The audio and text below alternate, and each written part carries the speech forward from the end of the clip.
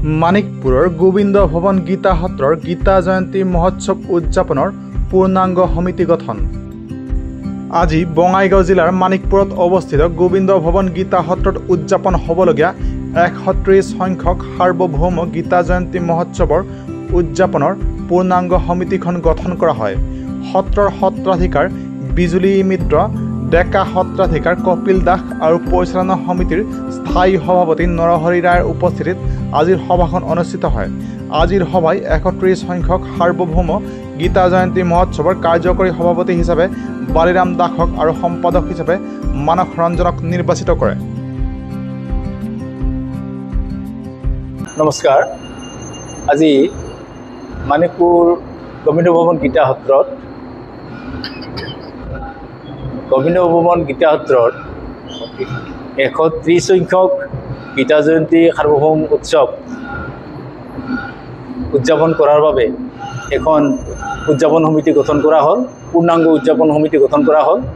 আৰু এই উদযাপন সমিতিৰ সভাপতি শ্ৰীযুত বালিৰাম দাস আৰু মুখ্য সম্পাদক শ্ৰী মানস ৰঞ্জন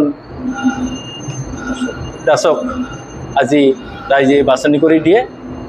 গতিকে এই নতুন কমিটিখনে নিশ্চয় আমাৰ ৩১ সংখ্যক যিখন উৎসৱ হ'ব, সেই উৎসৱখন ভালদৰে পৰিচালনা কৰিব।